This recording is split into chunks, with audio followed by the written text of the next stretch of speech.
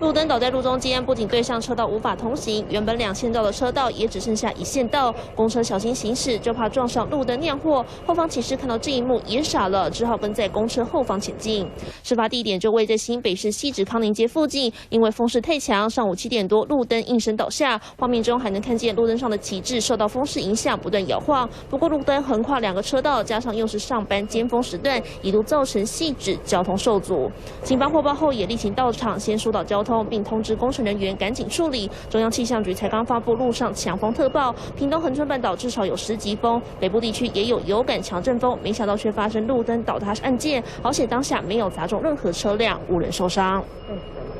好，我们再来关心一下气象局的最新预报。南部这个地方，那么它也为了花东地区恒春半岛带来一些不少的降雨。不过在今天白天，气象局已经解除了大雨特报。我们还是要提醒。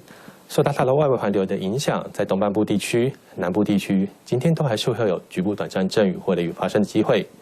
特别要注意，中部以北今天白天是多云到晴，中午过后会有午后雷阵雨，而且会有局部大雨发生的情形。我们先从卫星云图上面来看，热带性低气压过去它有这种粉色很大的区块，代表它结构相当不错，但是随着时间，它的结构已经慢慢的在减弱。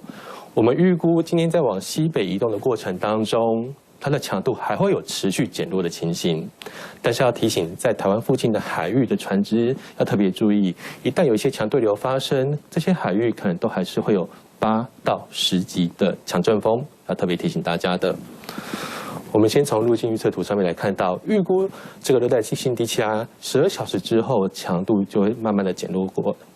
弱下来。但是呢，陆上强风虽然已经解除了，基隆北海岸，还有在东北部地区，还有在南部地区西侧这个地方沿海地区，还有澎湖、金门、马祖，可能都还是要留意，可能会有8到9级左右的强阵风。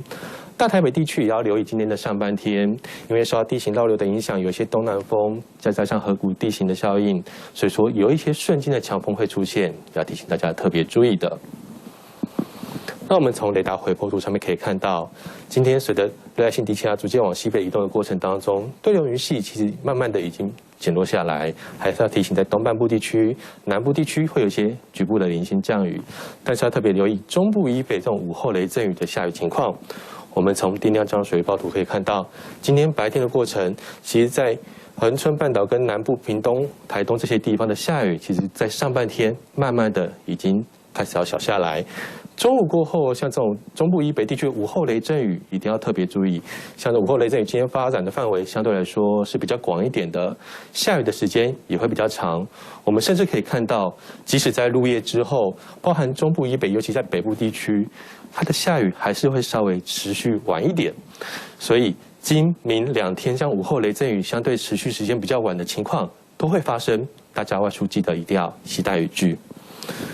再来，我们看一下在高温资讯的部分，因为中部以北其实今天相对来说天气相对是比较稳定，上半天是多云到晴。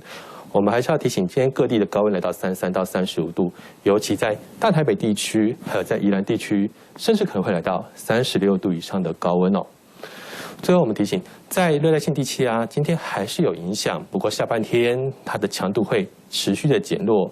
预估明天开始到未来这一周，都慢慢偏向是午后雷阵雨的天气形态。但是我们要提醒大家的就是，在今明2天，这样午后雷阵雨天气形态，它可能下的时间相对会比较长一点，甚至会下到快到半夜以后。所以，尤其在中部以北地区的民众，如果说有必要晚上一定要外出的话，还是要携带雨具备用。至于在高温的部分，未来都会回到33到35度左右。以上是今天上午的最新气象资料。目前。